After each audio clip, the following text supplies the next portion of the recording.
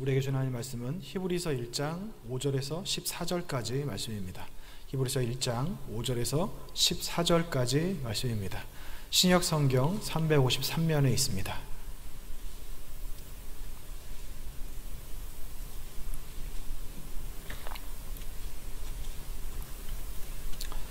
교독하겠습니다. 하나님께서 어느 때 천사 중 누구에게 너는 내 아들이라 오늘 내가 너를 낳았다 하셨으며 또다시 나는 그에게 아버지가 되고 그는 내게 아들이 되리라 하셨느냐. 또 그가 맏아들을 이끌어 세상에 다시 들어오게 하실 때에 하나님의 모든 천사들은 그에게 경배할지어다 말씀하시며, 또 천사들에 관하여는 그는 그의 천사들을 바람으로 그의 사역자들을 불꽃으로 삼으시느니라 하였으되, 아들에 관하여는 하나님이여 주의 보좌는 영영하며 주의 나라의 규는 공평한 규이니이다. 주께서 의를 사랑하시고 불법을 미워하셨으니 그러므로 하나님 곧 주의 하나님이 즐거움의 기름을 주께 부어 주를 동류들보다 뛰어나게 하셨도다 하였고, 또 주여 태초에 주께서 땅에 기초를 두셨으며 하늘에 주의 손으로 지으신 바라. 그것들은 멸망할 것이나 오직 주는 영존할 것이요 그것들은 다 옷과 같이 낡아지리니 의복처럼 갈아입을 것이요 그것들은 옷과 같이 변할 것이나 주는 여전하여 연대가 다함이 없으리라 하였으나, 어느 때 천사 중 누구에게 내가 내 원수로 내 발등상이 되게 하기까지 너는 내 우편에 앉아 있으라 하셨느냐. 모든 천사들을 섬기는 영으로서 구원받을 상속자들을 위하여 섬기라고 보내심이 아니냐. 아멘. 오늘 우리가 이제부터 함께 나누게 될 말씀은 히브리서 말씀입니다. 히브리서는 신약 성경에서 로마서와 마찬가지로 가장 어려운 책 중에 하나로 꼽히고, 그 이유는 일단 저자가 누구인지 분명하지 않고, 그리고 또 수신자가 또 누구인지도 분명하지 않고, 그리고 내용들이 좀 굉장히 어렵습니다. 예수님에 대한 말씀을 계속 하긴 하는데 여러 가지 좀 신학적인 내용들도 많이 들어있고, 그래서 이걸 좀 읽기가 좀 어려운 책이 히브리서입니다. 한국교회에서는 히브리서 11장, 그 믿음장이 유명하기도 하지만 사실 이 히브리서 11장의 이 믿음장은 우리가 알고 있는 그것과는 좀 내용이 다릅니다. 히브리서가 정말 무언가를 말하고자 하는가를 알아야 그것을 온전하게 이해할 수 있는데, 사실은 거기까지 미치지 못하는 경우가 많기 때문에 좀 잘못된 이해를 가지고 그냥 우리가 이해할 수 있는 부분만 알고 있는 것이 지금 현실이라고 할 수 있습니다. 제가 이 히브리서를 준비하면서 제일 먼저 들었던 마음이 후회였습니다. 너무 어려워가지고 이걸 할 수 있을까 이런 생각이 들기도 했고, 그렇지만 이제 시작을 했으니까 제가 몇 번에 걸쳐서 히브리서를 어디까지 할 수 있을지는 모르겠지만 함께 히브리서를 통해서 우리가 하나님께서 우리에게 무언가를 말씀하시고자 하시는가에 대해서 상고하고자 합니다. 히브리서는 누가 썼는지 알 수 없습니다. 바울이라는 설이 굉장히 유력했었지만 몇 가지 이유 때문에 바울이 저자가 아니라는 쪽에 힘이 기울어졌고, 바울이 아니라 그 다음에 아볼로나 혹은 누가, 베드로, 디모데, 빌립까지도 그 저자일 가능성이 있다는 이야기가 있었지만 어느 것도 힘이 실리지 못했기 때문에 저자가 누구인지 밝힐 수가 없는 상황이 되었습니다. 저자가 누구인 것이 왜 중요하냐면, 바울 같은 경우에는 성경에 13권의 책을 쓰지 않았습니까? 예를 들어서 갈라디아서나 에베소서나 이런 책을 봤을 때 어느 책에서 좀 풀리지 않는 부분이 있으면 다른 책을 보고 참고할 수가 있어요. 그러니까 바울이 어떤 문체로 글을 썼는지, 바울이 어떤 생각을 가지고 어떤 순서로 글을 쓰고 그가 쓴 글은 어떤 형식으로 구성이 되는지, 이런 걸 알면 좀 이해하는 데 도움이 되거든요. 근데 히브리서는 그게 없는 거예요. 이 수수께끼 같은 책에 저자가 누구인지 확실하지 않다 보니까 이 히브리서 안에서가 아니면 히브리서를 이해할 수 있는 단초를 발견할 수 없습니다. 그래서 히브리서가 좀 어려워요. 초대 교부였던 오리겐이라고 하는 아주 유명한 분이 있는데, 그분이 이 히브리서에 대해서 유명한 말을 남겼습니다. 히브리서의 저자는 오직 하나님만 아신다, 이런 결론이 났어요. 아무튼 그렇습니다. 히브리서의 수신자가 누구냐, 누구에게 썼는지를 알면 또 이해하는 게 쉬운데, 이거는 정확히 누구라고는 밝히지 않고 있지만 추측할 수 있는 몇 가지 근거들이 있습니다. 일단 히브리서는 유대인들에게 쓰여진 것이 분명한데, 유대인들이라고 한다면 그 예루살렘, 이스라엘에 살던 유대인들이라고 하기보다는 타국에서 살고 있는 유대인일 가능성이 굉장히 큽니다. 히브리서에서 말하는 문체가 일단은 헬라어로 구성이 되어 있고, 그리고 히브리서에서 주로 이야기하는 것이 구약의 제사제도를 이야기하기 때문에, 그럼 그 유대인들, 타국에 사는 유대인들 중에서 제사장 집단일 가능성이 가장 크다, 이게 학자들이 추측하는 것입니다. 하지만 그들이 제사장 집단이긴 했지만 중요한 게 있어요. 뭐냐 하면, 우린 제사장 하면 신앙이 좋을 거라고 생각하지 않습니까? 근데 제사장은 사실 유대교에서 제사장인 것이지 그리스도인들, 그러니까 기독교, 교회에서는 제사장이 아무 쓸모가 없어요. 그래서 이제 앞으로 우리가 말씀을 나누다 보면 알게 되시겠지만, 그들은 오랫동안 신앙생활했지만 믿음의 초보의 수준에 머물러 있는 사람들입니다. 그러니까 쉽게 말씀드리면 신앙생활 오래 했는데 하나님을 잘 모르는 상태였다는 거예요. 그래서 그들이 지금 놓여있는 상황은 유대교인이었다가 기독교로 개종을 한 사람들인데, 그들이 뭐 약간의 핍박이 있고, 그리고 신앙생활 하는데 좀 불편하기도 하고 어려운 점들이 있으니까 자기들에게 익숙한 유대교로 돌아가려고 하는 그 상황에 놓인 사람들에게 쓰여진 것이 바로 히브리서입니다. 쉽게 말씀드리면 하나님을 향한 구원의 길을 가고 있다가 그 길을 저버리고 배도하려고 하는 그 상황에 놓인 사람들, 그러니까 굉장히 위기에 처한 상황들이라고 할 수 있어요. 믿음을 버릴 것이냐 지킬 것이냐, 이 기로에 놓인 사람들이 히브리서의 그 수신자들이라고 할 수 있습니다. 히브리서의 수신자들이 거주했던 지역은 로마가 가장 유력합니다. 왜냐하면 뭐 여러 가지 이유가 있겠지만 여러 가지 헬라 문학이나 뭐 수사학 등이 이 히브리서에 많이 나와요. 근데 이게 가장 발달한 곳이 그 당시에서는 뭐 몇 군데가 있었지만 가능성이 높은 것이 로마였을 것이다 라고 이야기를 하고 있고, 이들은 오랜 기간 타국에서 신앙생활을 한 유대교의 소속이었다가 기독교인이 된 사람들이라고 다시 한번 정리를 하겠습니다. 근데 이 히브리서의 수신자들의 가장 큰 문제, 제가 말씀드렸던 것이 신앙의 초보였다는 게 뭐냐면 이거예요. 하나님이 우리의 아버지시다. 하나님께서 우리를 사랑하시고 우리를 지으셨는데 우리가 죄를 지음으로 말미암아 하나님으로부터 멀어져서 지옥에 가게 되었다. 그런데 하나님께서는 우리를 살리시고자 하나님이신 예수께서 직접 독생자의 몸을 입고 이 땅에 내려오셨고, 예수님께서 십자가에 달려서 죽으심으로 말미암아 우리가 그 피 공로로 인해 다시 구원받을 수 있는 길에 들어서게 되었다까지만 알고 있는 겁니다. 이거는 기독교 신앙의 아주 기초적인 부분이라고 말씀드리면 너무 좋고요, 유아적인 수준의 신앙이라고 할 수 있죠. 근데 히브리서의 기자들, 히브리서의 수신자들은 그런 상황에 놓여 있었던 사람들입니다. 그러니까 예수님을 그냥 좋은 분, 구원자 정도까지만 알고 있는 그 수준의 사람들이었다는 거예요. 그런 그들에게 그들이 믿는 예수님이 누구신지, 그들이 더 이상 믿음의 초보의 수준에 머무르는 것이 아니라 하나님의 장성한 그 분량, 거기에까지 이르게 하시기 위해서 쓰신 것이 바로 이 히브리서고, 예수님이 누구신가, 당신들이 믿는 예수고 그 예수 그리스도가 누구인가에 대해서 내가 알려주겠다 라고 마음을 먹고 쓴 책이 바로 히브리서입니다.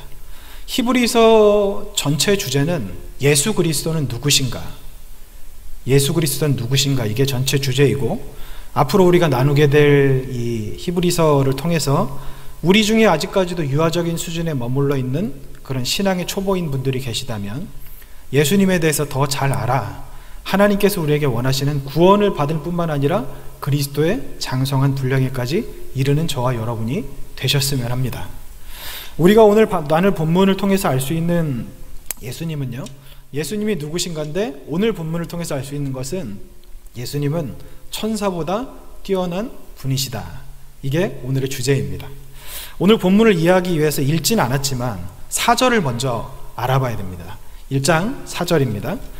그가 천사보다 훨씬 뛰어남은 그들보다 더욱 아름다운 이름을 기업으로 얻으심이니 라고 이렇게 기록이 되어 있는데, 제가 이걸 읽어드린 이유는 뭐냐면 1절, 2절, 3절에서 히브리서의 시작이 있었고 4절에 천사보다 예수님께서 뛰어나시다고 말씀을 하시는데, 우리가 오늘 본 본문 5절부터 14절까지가 이 4절을 풀어서 설명한 겁니다. 그래서 그가 천사보다 훨씬 뛰어남은 원문을 찾아보면 이 훨씬이라는 게 그냥 뭐 이 정도가 아니라 눈에 보이지 않을 만큼 먼 거리에 있을 만큼 비길 수 없을 만큼 뛰어남은, 아예 비교 대상이 되지 않을 만큼 뛰어남은이라고 보시면 되는데, 예수님께서 천사들보다 뛰어나시다라는 것을 이야기하기 위해서 지금 이렇게 시작을 하는데, 저는 좀 의아한 게 있었어요. 왜냐하면 그들이 유대인이지 않습니까? 유대인들에게 가장 피부에 와닿을 만한 어떤 비교 대상을 삼으라고 한다면 사실은 천사보다는 모세가 더 잘 맞아요. 왜냐하면요, 모세는 구약 성경 전체를 떠받치고 있는 가장 중요한 가치인 율법을 하나님으로부터 받아서 이스라엘 백성에게 전했던 사람이고, 이스라엘 역사상 가장 큰 선지자의 한 사람이라고 할 수 있습니다. 흔히 유대인들이 아브라함을 그들의 믿음의 조상, 아버지라고 생각한다고 알고 계시지만 아브라함은 조상이 맞아요. 근데 그들이 가장 존경하는 대상은요, 모세예요. 왠지 아세요? 한 가지 예를 들어드리면, 구약 성경에 있는 그 인물들, 아브라함도 무덤이 있어요. 요셉도 무덤이 있습니다. 다윗도 무덤이 있어요. 엘리사도 있고 엘리사도 있고 에스겔도 있고 이사야도 있고 예레미야도 있고, 지금 이스라엘에 가면 그 무덤을 다 발견할 수 있습니다. 성경에 나와 있는 인물들 중에 무덤이 없는 사람이 딱 한 사람이 있어요. 모세입니다. 하나님께서 모세의 무덤을 왜 못 찾게 하셨을까요? 하나님은 알고 계셨던 거예요. 이스라엘 백성에게 모세가 얼마나 중요한 위치에 있는 사람인지.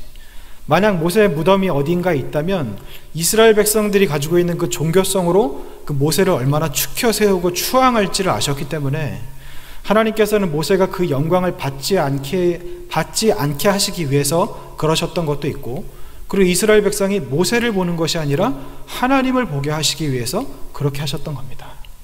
그러니까 이스라엘에게 모세라고 하는 사람이 이렇게 가장 중요하다고 한다면 모세를 놓고 비교하면 되는 것 아닌가? 왜냐하면 예수님과 똑같은 인간이시기 때문에. 실제로 모세와의 비교는 3장부터 나와요. 근데 왜 성경에서는 천사를 이야기하실까? 천사를 이야기하신 이유는요, 뭐 여러 가지가 있지만 그냥 듣고만 기억하시고 지나시면 되는데, 뭐냐면 모세가 받은 율법이 천사로부터 전해졌기 때문이에요. 하나님께서 천사를 통해서 모세에게 율법을 전했기 때문에, 그들이 알고 있는 율법은 모세가 전한 것이 아니라 사실은 천사가 전한 겁니다. 그래서 천사부터 시작을 하고 있는 것 같습니다. 유대인들은요, 천사를 굉장히 우리가 생각하는 것과는 다르게 생각해요. 왜냐하면 성경에 천사는 하나님이 만드신 모든 피조물 중에 가장 높은 지위에 있는 존재입니다. 그렇기 때문에 성경에서 보면 구약 성경에 천사를 여호와의 사자, 언약의 사자라고 그렇게 표현을 하기도 하고, 그리고 창세기 16장에 보면 하갈을 구한 게 천사의 사자였죠. 그리고 출애굽기를 봤을 때 출애굽하기 직전에 이스라엘 백성들이 마지막 그 재앙, 장자의 죽임을 당할 때 그 장자들을 지켰던 것이 천사입니다. 그리고 이스라엘, 그러니까 아브라함에게 처음 나타났던 것도 사실은 천사들이고, 그리고 하나님께서 그 율법을 주셨던 것, 하나님이 직접 주셨다 이렇게 말씀하시는 분들도 계신데 그거는 성경적으로 말이 안 돼요. 왜냐하면 하나님이 직접 주셨다, 이거는 하나님을 직접 본 사람은 살아남을 수가 없기 때문에. 하나님은 결코 그렇게 하시는 분이 아니십니다. 하나님은 천사를 통해서 모세에게 그렇게 주셨던 거예요. 그런 그들에게, 이스라엘 백성들에게 천사라고 하면 정말 대단한 존재인데, 그 천사보다 예수님이 못하다? 라는 생각은 할 수도 있었을 거라는 생각이 듭니다. 왜냐하면 예수님은 하나님의 아들이라고는 하지만 우리랑 똑같은 사람이었잖아요. 그리고 이스라엘 백성들이 그렇게 생각은 하지 않겠지만 나무에 달려 죽은 자는 저주받은 자라는 것을 알고 있기 때문에 우리랑 똑같은 몸을 입고 오셨던 예수님께서 천사보다 뛰어날까라는 의심을 할 만한 충분한 여지가 있습니다. 그래서 아마 이 히브리서의 저자는 천사와 예수님을 비교하는 것으로 이 히브리서를 시작하는 것 같습니다. 실제로 천사는 하나님이 지으신 모든 피조물 중에 가장 높은 지위에 있었습니다. 에스겔 28장을 보면 하나님께서 에덴 동산을 지으신 후에 타락하기 전에, 그러니까 사탄이 타락하기 전에 천사였을 때의 모습을 묘사하고 계세요. 하나님이 지으신 모든 피조물 중에 가장 아름다웠고, 그리고 가장 지혜로웠고, 모든 길에서 의로웠던 자, 완전한 자였다고 성경에 그렇게 기록이 되어 있거든요. 그러니까 사탄이 원래는 하나님이 지으신 모든 피조물 중에 가장 완전한 존재였습니다. 지금은 비록 사탄이 되었지만, 그와 함께 성경에 나와 있는 미가엘이나 가브리엘 천사장이 또 있고, 성경에는 기록되어 있지 않지만 외경이나 위경 같은 데 나오는 우리엘이나 라파엘 천사장이 또 있습니다. 이런 천사들을 성경에서는 그룹과 스랍이라고 이야기하는데, 히브리어로는 케라빔과 스라핌이라고 이야기를 하죠. 그래서 에스겔이 봤던 에스겔이 봤던 천사는 날개가 6개 있는 천사였습니다. 스랍이라고도 이야기를 하는데, 에스겔이 봤던 천사가 있고, 또 요한계시록에 요한이 봤던 그룹 천사가 있어요. 내 생물이라고 표현되는 날개가 4개 있는, 이것도 천사예요. 생물이라고 표현하지만 천사입니다. 그런 고위 천사들이 있는가 하면, 또 요한계시록 5장 1절에 나와 있는 것 같이 천사들이 천천히와 만만이라고 기록이 되어 있습니다. 성경의 천천과 만만은 능히 사람이 수를 셀 수 없을 만큼 많은 수라고 그렇게 표현을 하거든요. 천사들이 그렇게 많다는 거예요. 그러니까 이런 천사들이 어떤 존재인가? 그들은 거룩합니다. 그리고 완전합니다. 거룩하다는 것은 죄가 없다는 것을 뜻합니다. 그리고 하나님께서는 그들을 이 뒤에 나와 있는 말씀에 보면 바람과 불로 삼으셔서 그들을 사역자로 쓰신다고 기록이 되어 있습니다. 그들은 흰 세마포 옷을 입고 있고, 그리고 요한계시록에 보면 천사가 정말 많이 등장하는데, 이 세상이 망하는데 일곱 인봉을 떼고, 그리고 대접, 진노의 잔이 담긴 그 대접을 쏟는 존재들이 다 천사입니다. 그리고 마지막 진노의 심판을 하시는 그 포도주 틀을 밟는 것 또한 천사고, 그리고 하나님이 아닌 다른 것을 섬겼던 사람들을 심판의 구덩이까지 던지는 것도 천사입니다. 이게 얼마나 대단한 존재인가요? 그러니까 이 천사라고 하는 존재가 대단해요. 그리고 천사가 또 한 가지 하는 역할이 있는데 뭔지 아세요? 이 자연 세계에 관여한다는 겁니다. 바람이 부는 것, 태풍이 부는 것, 풍랑이 치는 것, 천사랑 상관없다고 생각하시죠? 아니에요. 요한계시록 7장 1절에 이렇게 나와 있습니다. 이일 후에 내가 내 천사가 내 땅 모퉁이에 선 것을 보니 사방의 바람을 붙잡아 바람으로 하여금 땅에나 바다에나 각종 나무에 불지 못하게 하더라. 바람을 주관해요. 그리고 동풍이 불어 이렇게 되어 있는데, 이스라엘 백성들이 출애굽할 때 홍해를 갈라질 때 동풍이 불었다고 기록이 되어 있지 않습니까? 그 동풍이요, 오늘 지금 여기 써 있는 천사를 바람을 천사를 바람으로 사용하셨다, 이거랑 같은 말입니다. 천사가 그렇게 한 거예요. 그냥 바람이 그냥 분 게 아니고요, 천사가 홍해를 갈라지게 한 겁니다. 아무튼 천사는 대단하죠. 히브리서 1장 5절 말씀 이제 시작하겠습니다. 하나님께서 어느 때 천사 중 누구에게 너는 내 아들이라 오늘 내가 너를 낳았다 하였으며, 또다시 나는 그에게 아버지가 되고 그는 내게 아들이 되리라 하셨느냐. 성경의 기자는요, 오늘 이 말씀을 보면서 제가 제사장 그룹이라고 말씀드렸던 이유가 뭐냐면, 보세요, 하나님이 어느 때라고 하면서 이런 설명을 하셨느냐라고 질문을 하시잖아요. 그러니까 하나님이 어느 때 이렇게 말씀하셨느냐라는 대답을 하려면 성경을 모르고는 안 됩니다. 구약에 대해서 능통하지 않으면 이 대답을 할 수가 없어요. 어느 때 너는 내 아들이라고 말씀하셨느냐, 어느 때, 그리고 내가 그의 아버지가 되고 그는 나의 아들이라고 말씀하셨느냐라고 그렇게 질문을 하는 말씀입니다. 대답은 당연히 없습니다 라고 할 수 있겠죠. 하나님께서는 예수님 외에 그 어느 누구에게도 하나님의 아들이라고 말씀하신 적이 없습니다. 좀 이상하게 생각하시는 분이 계실 거예요. 성경에 하나님의 아들들이라는 말씀이 기록되어 있는데, 그건 천사들이나 그리고 아담을 표현할 때 아들들이라는 표현을 썼습니다. 하지만 아들들과 아들, 이거는 그냥 아들 하나, 아들 여럿, 이것을 표현하는 게 아니라 단어 자체가 달라요. 하나님께서 아들이라고 표현하신 것은 딱 한 번 예수님에게밖에 없습니다. 이것만 봐도요, 이 세상 모든 존재 중에 하나님의 아들이라는 말을 들은 것은 예수님밖에 없기 때문에 일단은 천사랑은 비교 대상이 안 된다고 시작을 하는 거예요. 6절입니다. 또 그가 맏아들을 이끌어 세상에 다시 들어오게 하실 때에 하나님의 모든 천사들은 그에게 경배할지어다 말씀하시며, 이게 히브리서에서 대표적인 나네부라고 이야기를 하는데, 여기 표시가 되어 있는 세상에 다시 들어오게 하실 때가 예수님이 이 땅에 내려오실 때, 그러니까 초림하셨을 때인가, 아니면 승천하셨을 때인가, 아니면 재림하실 때인가, 이거 가지고 학자들이 이런저런 이야기들을 하는데, 사실 우리는 그건 몰라도 되고요. 분명한 것은 뭐냐면 예수님에게 천사들이 경배했다는 겁니다. 경배했다는 것, 이것만 알고 계시면 됩니다. 그리고 다시 한 번만 띄워주시면 그 앞에 표시되지 않은 부분에 맏아들이라고 되어 있거든요. 아까 제가 말씀드렸던 아들과 이 맏아들, 우리는 맏아들이라 그러면 여럿 중에 하나라고 생각하시겠지만, 여기서 말하는 맏아들은요, 상속을 받을 자, 기업을 유업으로 받을 단 한 사람, 이것을 이야기합니다. 그러니까 맏아들은 사실 형제가 1000명, 10,000명 있어도 한 명이잖아요. 예수님이 그런 분이시라는 거예요. 우리가 하나님의 아들이라 딸이다, 이런 이야기를 많이 들으시니까 예수님이 우리가 같은 분이라고 생각하실 수도 있는데 사실은 전혀 다릅니다. 7절입니다. 또 천사들에 관하여는 그는 그의 천사들을 바람으로 그의 사역자들을 불꽃으로 삼으셨느니라 하셨으되, 천사와 사역자는 같은 말로 볼 수 있는데요, 천사를 바람과 불꽃으로 삼으셨다, 이렇게 말씀하고 있습니다. 바람, 천사를 바람으로 삼으셨다. 바람이라는 것은 그 히브리어로 루아흐거든요. 루아흐는 언제 나오냐면 하나님께서 아담을 처음 만드시고 코에 생기를 불어넣으셨을 때 그 생기가 루아흐입니다.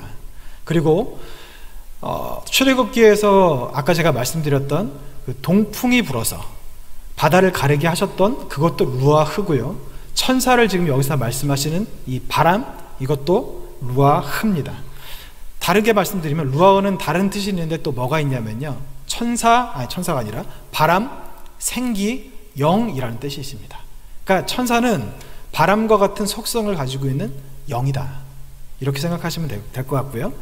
그리고 그 사역자를 불꽃으로 삼으셨다, 이렇게 기록이 되어 있는데, 불꽃이라고 하니까 좀 헷갈리실 것 같아요. 원래 단어로 보면 불꽃이 아니라 불입니다. 전통적으로 성경에서 불은요, 두 가지를 의미합니다. 하나님의 능력, 그리고 하나님의 심판. 하나님께서 소돔과 고모라를 치셨을 때 떨어졌던 불이 오늘 이 천사를 말하는 불과 같은 단어이고, 그리고 엘리야가 갈멜산에서 850명의 선지자들을 처단할 때 하늘로부터 떨어졌던 불도 여기 나와 있는 이 불과 같은 의미입니다. 그럼 천사가 그런 능력이라는 뜻이냐라고 생각하실 수도 있지만, 사실 그런 의미만 있는 것은 아닙니다. 천사는요, 불의 특성이 뭐죠? 불. 여기 이렇게 전등이 켜져 있으면 여기에 어떤 일이 일어나죠? 어두운 곳이 환해지죠. 불이 그렇지 않습니까? 천사가 그런 존재라는 겁니다. 예수님께서 돌아가신 다음에 그 무덤의 돌을 옮겨 놓았던 천사의 모습이 번개와 같았다, 이렇게 기록이 되어 있죠. 그리고 베드로가 감옥에 갇혔을 때, 사도행전에 감옥에 천사가 찾아왔을 때 감옥이 환하게 빛났다. 이 천사가 빛이기 때문에 그래요. 불이기 때문에 그렇고, 또 한 가지는 요한계시록 18장 1절에 천사가 하늘로부터 내려올 때 천사의 영광으로 인하여 땅이 환하여졌다. 이것도 천사가 불이기 때문에 그렇습니다. 천사는 그런 존재라는 거예요. 천사는 참 굉장히 빛났던 존재인데, 아더 핑크라고 하는 유명한 신학자는 그래서 요한계시록 19장에 나와 있는 그 구절을 들어서 천사는 그냥 빛이었다고 이야기를 합니다. 요한계시록 19장에 요한이 천사를 보고 엎드려서 경배하려고 하니까 천사가 나도 너와 같이 예수님을 섬기는 종이다, 이렇게 표현하지 않습니까? 근데 요한이 그렇게 엎드릴 수밖에 없었던 이유는 변화산에서 예수님께서 변화되신 다음에 얼굴이 해같이 빛났을 때 그 모습과 천사의 모습이 비슷했기 때문에 아마 착각해서 그랬던 것 같다라고 그렇게 이야기하기도 합니다. 아무튼 천사는 그런 존재입니다. 근데 우리가 지금 보고 있는 이 말씀은요, 사실 시편 104편 4절이거든요. 우리 성경 시편 104편 4절을 함께 읽어보겠습니다.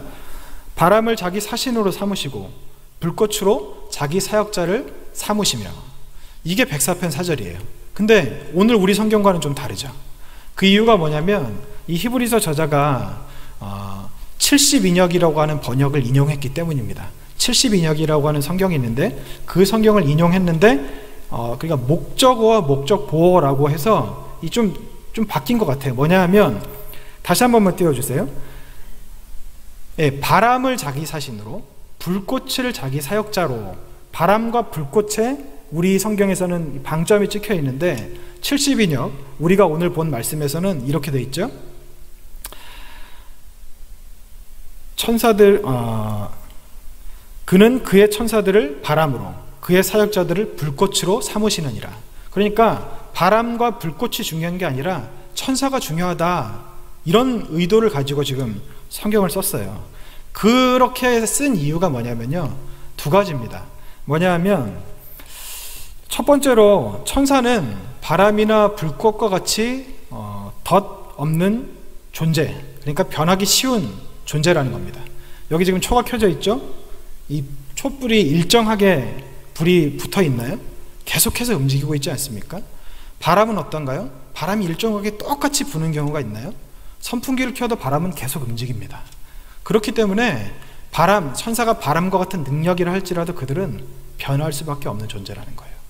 또 한 가지, 또 천사가 그런 존재라고 부각하는 이유로 또 한 번 여기를 보시면 초가 붙어 있는데 이게 어떻게 불이 붙어 있을까요? 여기 초가 있기 때문에 불이 붙어 있는 거예요. 바람도 마찬가지입니다. 바람이 그냥 안 불죠. 손을 이렇게 붙이면 손에 의해서 바람이 부는 거잖아요.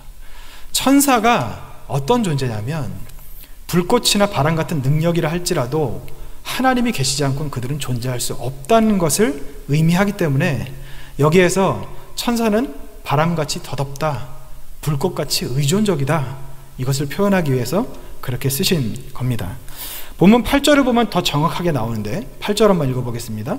아들에 관하여는 하나님이여 주의 보좌는 영영하며 주의 나라의 규는 공평한 규니이다, 규인이다, 이렇게 되어 있는데 천사들은 변하기 쉬운 존재지만 뭐라고 되어 있습니까? 주의 보좌는 영영하며. 이게 주의 보좌라고 하니까 좀 헷갈리실 수도 있는데 그냥 예수님이라고 말씀을 드릴게요. 예수님은 영영하다. 영영하다는 게 뭐죠? 영원 불멸하다. 영원하다는 것의 다른 의미가 뭐죠? 변하지 않는다. 천사는 그렇게 바람과 같은 불꽃과 같은 존재지만 예수님은 영원히 변함이 없으신 존재이십니다. 이것을 말씀하고 계신 게 바로 오늘 말씀입니다. 한 번 더 보겠습니다. 8절입니다. 아들에 관하여는 하나님이여 주의 보좌는 영영하며 주의 나라의 규는 공평한 규인이이다, 이렇게 기록이 되어 있는데 여기에 나오는 규는 옛날 성경에 홀이라고 되어 있어요. 뭐 아시는 분도 계시고 모르시는 분들도 계실 텐데 이 규는 왕이 들고 있는 어떤 이런 조그마한 지팡이에요. 뭐 이렇게 장식도 많이 돼 있고, 그래서 왕이 이것을 들고 있다는 것 자체가 왕의 권위를 상징합니다. 이걸 잘 볼 수 있는 구절이 어디 나오냐면 에스더입니다.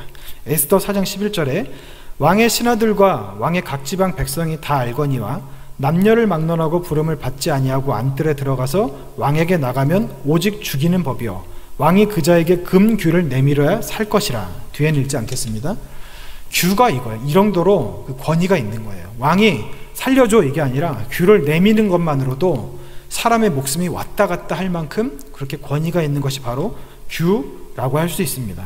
근데 이게 8절 말씀을 다시 한 번만 띄워주시면 주의 나라의 규는 공평한 규인이다, 이렇게 되어 있지 않습니까?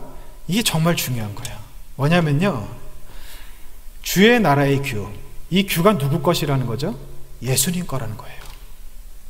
그 나라는 누구 거라는 겁니까? 예수님 거라는 겁니다. 예수님이 그런 분이시라는 거예요. 이 나라가 뭐 어떤 나라인지에 대해서는 설명할 시간이 없지만 예수님이 예수님 나라의 왕이시다. 예수님이 우리의 왕이시다. 이것을 통해서 바람이고 불꽃인 천사들을 명령해서 그들을 사용하시는 거예요. 계시록에 보면 하나님께서 천사들을 사용하셔서 이 땅에 심판을 주시죠. 능력을 주신 분은 하나님이시지만 그들을 명령해서 이 땅을 치게 하시는 분은 예수님이십니다. 천사는 예수님과 비교할 수 없는 존재라고 여기서 또 한 번 말씀을 하고 있는 겁니다. 본문 8절 9절입니다. 아들에 관하여는 하나님이여 주의 보좌는 영영하며 주의 나라의 규는 공평한 규이니이다. 주께서 이를 사랑하시고 불법을 미워하셨으니 그러므로 하나님 곧 주의 하나님이 즐거움의 기름을 주께 부어 주를 동류들보다 뛰어나게 하셨도다 하였고,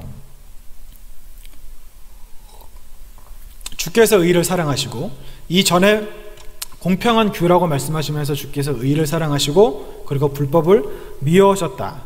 의를 사랑한다는 것이 무엇일까? 이것을 볼 수 있는 아주 구체적인 구절이 있는데 그건 조금 이따 제가 설명을 드리겠고요. 의라는 게 뭔지를 먼저 봐야 됩니다. 여러분, 의가 뭔가요? 정의, 의, 이게 뭐죠? 우리는 여러 가지 기준을 가지고 의에 대해서 이야기를 해요. 근데 성경에서 말하는 의는 딱 한 가지입니다. 뭐냐 하면요, 의는 하나님의 뜻이에요. 하나님의 뜻. 하나님의 뜻대로 사는 사람은 의롭게 사는 사람이고, 하나님의 뜻대로 살지 않는 사람은 의롭게 살지 않는 사람입니다. 하나님을 따라 사는 사람은 의로운 사람이고, 하나님을 따라 살지 않는 사람은 불의한 사람입니다.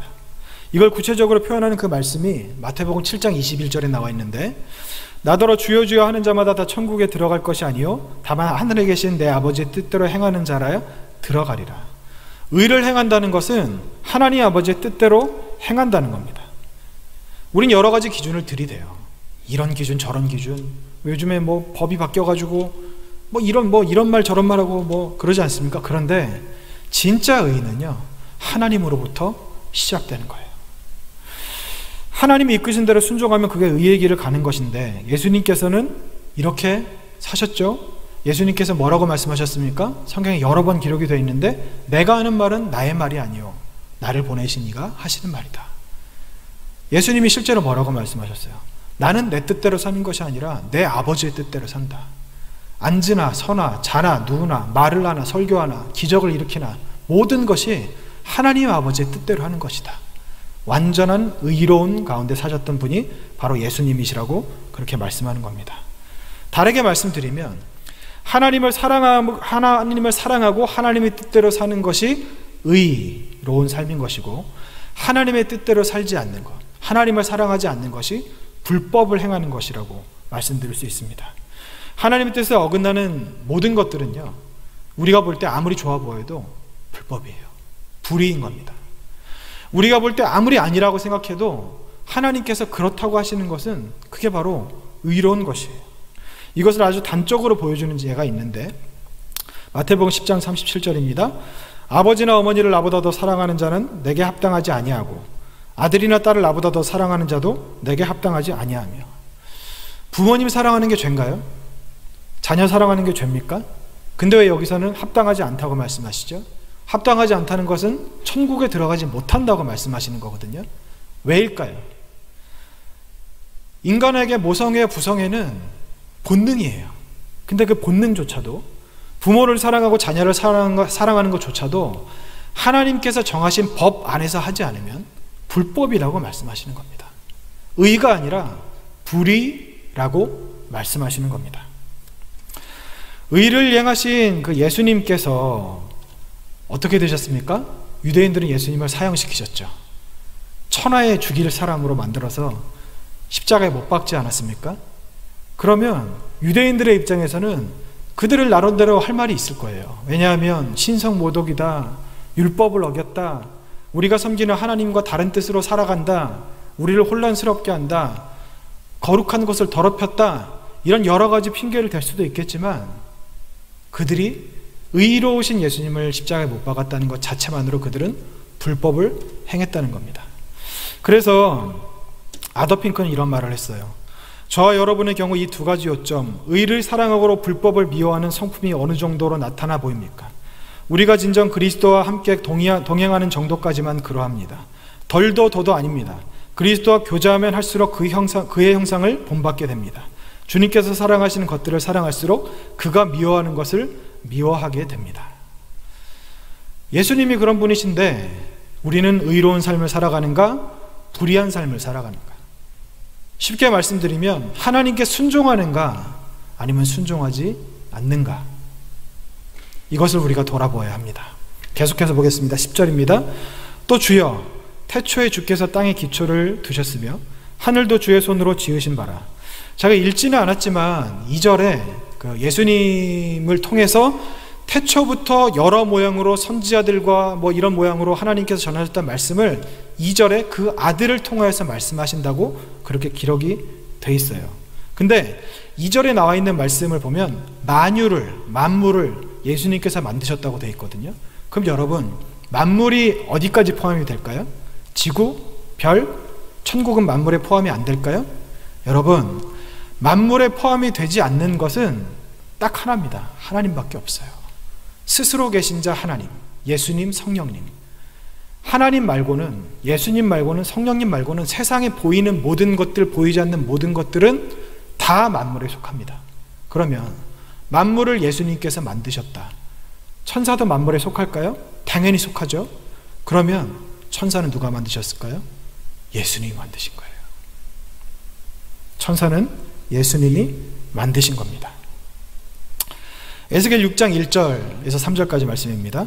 우시야 왕이 죽던 해에 내가 본즉 주께서 높이 들린 보좌에 앉으셨는데 그의 옷자락은 성전에 가득하였고 스랍들이 모시고 섰는데 각기 6날개가 있어 둘로는 자기 얼굴을 가리었고 둘로는 자기의 발을 가리었고 그 둘로는 날며 서로 불러 이르되 거룩하다 거룩하다 거룩하다 만군의 여호와여 그의 영광이 온 땅에 충만하도다 하더라. 제가 아까 말씀드렸지만 천사는 죄가 없는 존재예요. 거룩한 존재입니다. 한 번도 죄를 지은 적이 없는 존재예요. 우리같이 겉으로 드러나는 죄를 짓지 않았을 뿐만 아니라 마음으로도 정말 티끌만큼도 죄를 지은 적이 없는 존재가 바로 천사입니다.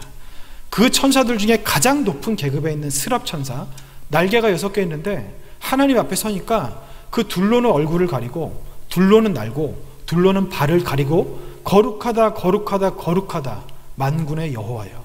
왜 얼굴을 가렸을까요? 부끄러우니까 가린 거예요. 여러분, 우리가 어떤 경외로운 존재, 경이로운 존재 앞에 섰을 때 그런 말씀들 하시잖아요. 절로 머리가 숙여진다. 지금 이 천사들이 그러는 거예요. 가장 높은 계급에 있는 그 고귀한 천사가 하나님 앞에 서니까, 예수님 앞에 서니까, 성령님 앞에 서니까 얼굴을 들 수 없을 만큼 나는 아무것도 아니다. 이렇게 고백하고 있는 것이 바로 에스겔 방금 읽어드렸던 그 말씀이라고 할 수 있습니다. 그러면 천사와 비교하면 우리는 어떤가요? 천사는 그런 존재인데 우린 비교를 할 수 있을까요? 우린 마음으로 죄를 짓죠. 그리고 행동으로도 죄를 짓죠. 그리고 죄를 짓고 회개하고 죄를 짓고 회개하고 죄를 짓고 회개하는 다람쥐 쳇바퀴 도는 것 같은 그런 인생을 살아오고 있죠. 왜 그럴까요? 우리는 도대체 왜 그럴까요? 우리의 부족함 때문에 그럴 수도 있지만 한 가지 다른 이유가 있습니다. 한 가지 제가 질문을 드려보겠습니다. 대답은 안 하셔도 되고 속으로 생각만 하시면 되는데, 예수님 하면 어떤 이미지가 떠오르세요? 예수님.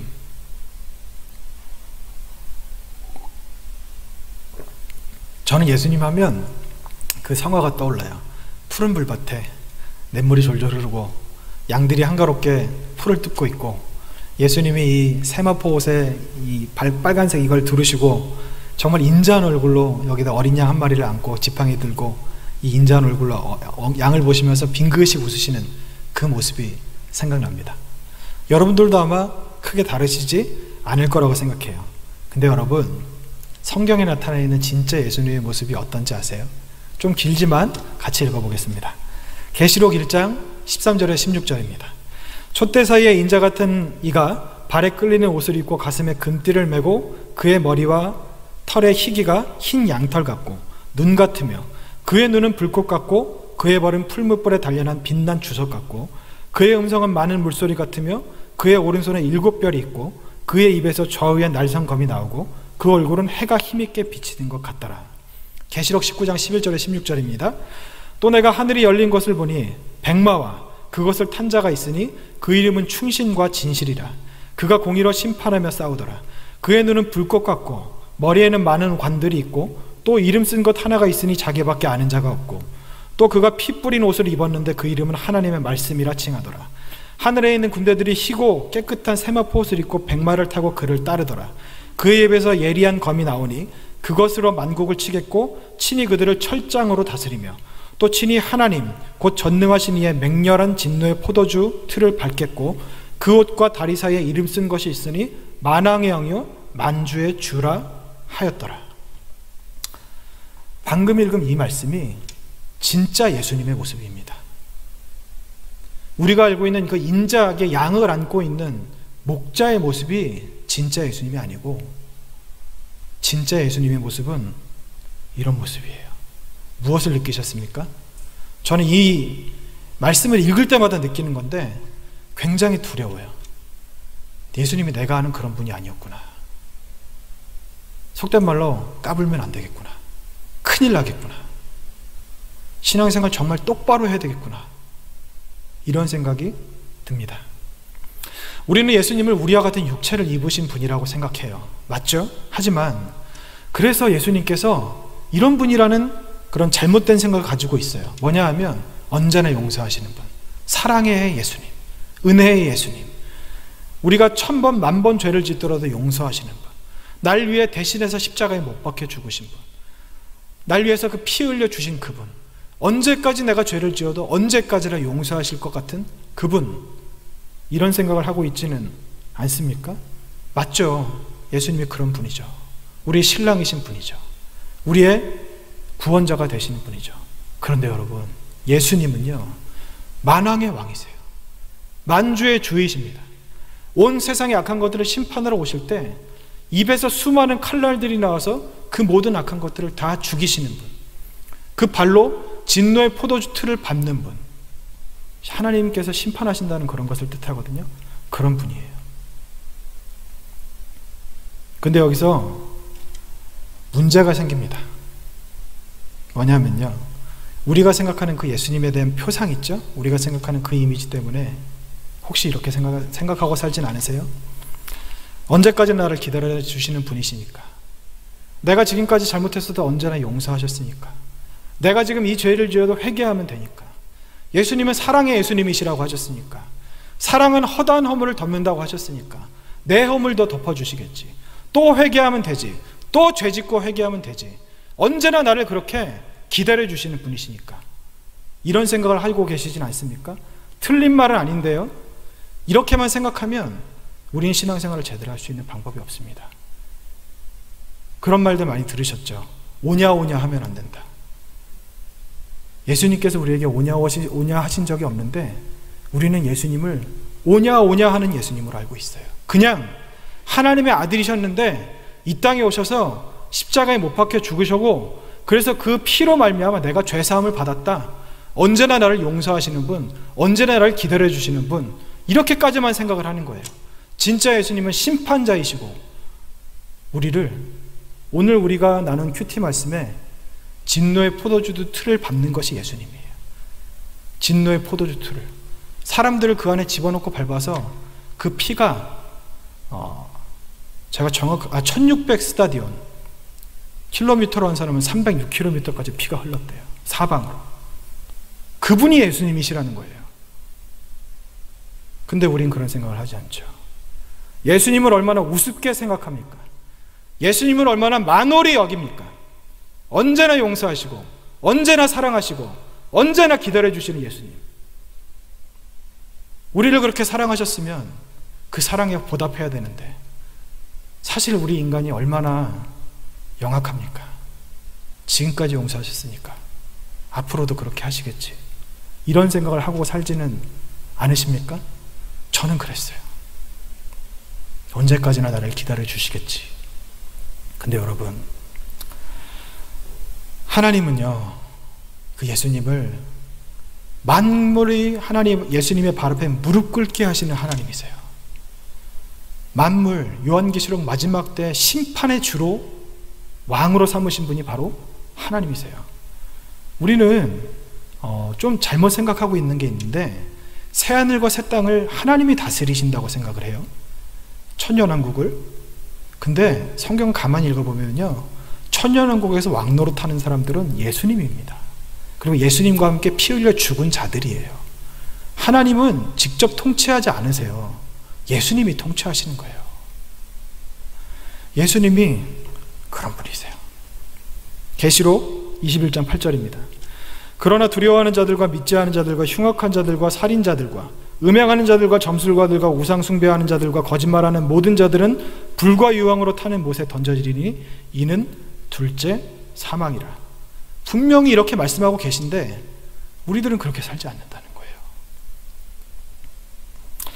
본문의 앞에 2절을 보면 이렇게 돼 있어요. 모세를 통해서 하나님께서 주셨던 율법이 예수님을 통해서 완전하게 되셨다고 기록이 돼 있거든요. 그럼 하나님께서 왜 이 성경의 기재를 통해서 이렇게 설명을 하고 계신가? 히브리서 수신자들이 하나님을 버리고 돌아가려고 하는데 왜 도대체 무엇 때문에 천사들보다 뛰어난 예수님에 대해서 설명을 하고 있는가? 이런 생각을 좀 해봤으면 좋겠습니다. 히브리서의 수신자들은 제가 말씀드렸다시피 신앙의 초보였어요. 오랫동안 신앙생활을 했는데도 불구하고 예수님을 정말 유아적인 수준, 기초적인 수준으로밖에 알지 못하는 사람들이었습니다. 예수님은 좋으신 분, 목자, 친구, 우리와 함께 하신 이런 분으로까지밖에 생각을 못했던 사람들이에요. 그들은 신앙이 있기는 해요. 그런데 모세를 통해서 주신 그 계명을 완전하게 하신 예수님을 아는 것이 아니라 그냥 자기들이 원래 믿었던 그 율법을 지켰던 그 모세의 율법 있죠. 거기로 돌아가는 것이 더 편하다고 생각을 했어요. 왜냐하면 나중에 보겠지만 히브리서 수신자들이 기독교인이란 이유로 핍박을 당하고 있는 상황이었거든요. 그들의 입장에서는 이런 거예요. 아니, 내가 유대교에 있을 때도 하나님을 섬겼고 그리스도인으로서도 하나님을 섬기는데 뭐 어차피 여기도 하나님이 계시고 저기도 하나님이 계시면 그냥 고생 안 하는 편하게 신앙생활할 수 있는 유대교로 돌아가면 되는 것 아닌가? 라는 생각을 했었던 것으로 보입니다. 그들의 생각이 맞을 수도 있죠. 그들이 아는 수준에서라면. 그런데 오늘 본문을 통해서 우리가 알 수 있는 것, 그리고 깨달을 수 있는 것은 무엇이냐면 그들이 받았던 그 율법, 그들이 섬기던 그 모세를 통한 모세의 율법을 통한 하나님, 그 하나님은 사실은 예수님을 통해 완전하게 되셨다는 것을 그들이 알지 못했기 때문에 그랬다는 겁니다. 다시 쉽게 말씀드리면 우리가 신앙의 초보에서 왜 벗어나지 못하는 줄 아세요? 아직 우리가 미성숙해서 그럴 수도 있어요. 그런 것도 있습니다. 아직 우리가 어린아이의 단계여야 되기 때문에 그런 경우도 있어요. 근데 오랜 기간 신앙생활을 했는데 신앙이 성장하지 않는다? 이유는 딱 하나입니다. 뭐냐면 예수님이 누구신지 몰라서 그래요. 예수님이 그냥 목자, 친구, 사랑하시는 분, 구원자, 여기까지밖에 생각을 하지 못하기 때문입니다.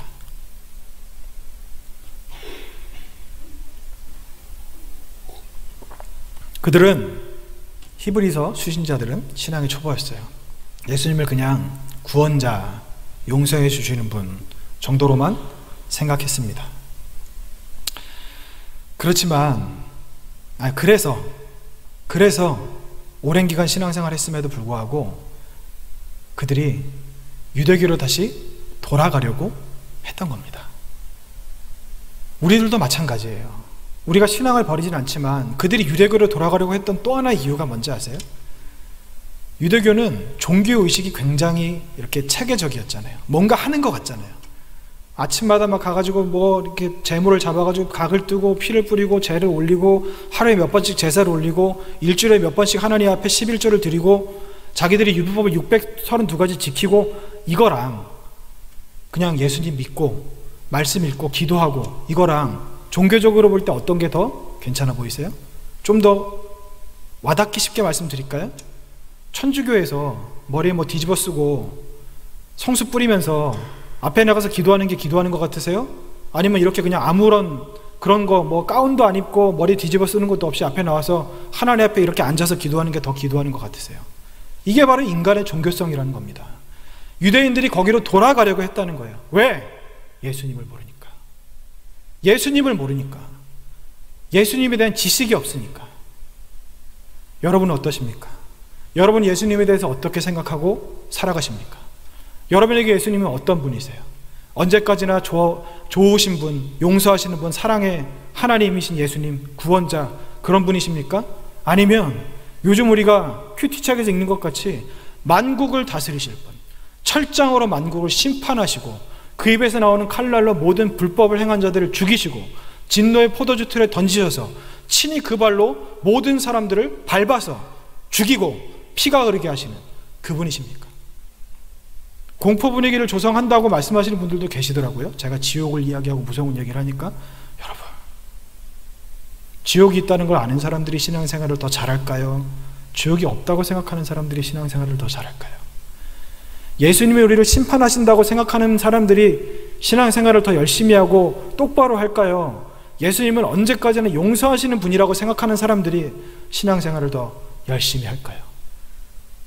제가 여러분들에게 대답을 하시라고 말씀드리지 않아도 누구나 다 아는 것 아닙니까? 여러분, 우린 예수님을 제대로 알아야 됩니다. 예수님은요, 만왕의 왕이세요. 만주의 주이십니다. 우리가 지금 살고 있는 이 마지막 때 곧 주님이 오실 거라고 생각하는데, 저는 제가 살아있을 때 주님이 오실 거라고 생각해요. 그렇게 생각 안 하시나요? 베드로도 그렇게 생각했는데요. 1900년 전에. 바울도 그렇게 생각했는데요. 근데 우리는 우리가 살아계실 때 주님이 오시지 않을 거라고 생각하죠. 2000년 전에 이미 속히 오신다고 말씀하시고 2000년이 지났는데 그때보다 지금도 예수님이 급히 오실 것 같지 않으십니까? 예수님이 심판해 주러 오실 때 우리에게 더 이상 기회가 없습니다. 우리가 깨어서 기도하는 것밖에는 방법이 없습니다. 이 시간 우리가 하나님 앞에 기도하기를 합니다. 하나님, 내가 하나님을 믿는다는 믿음을 가지고 신앙생활을 했는데 나의 신앙이 하나님 앞에 초보의 수준인지 아니면 장성한 분량에 이르렀는지 나를 돌아봅니다.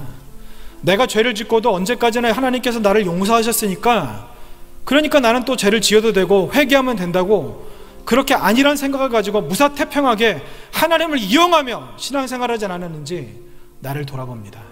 내가 그동안 잘 알고 있었던 예수님의 한 면만 보고 그렇게 성장하지 못하고 신앙생활을 했었던 그런 모습들이 나에게 있다면 이 시간 나를 깨닫게 하시고 예수님이 정말 어떤 분이신지, 예수님의 권위와 권세와 예수님의 위치와 예수님께서 우리에게 행하실 일들을 우리가 온전히 깨닫게 하시고 정신 차리고 똑바로 깨어서 신앙생활하게 하시옵소서.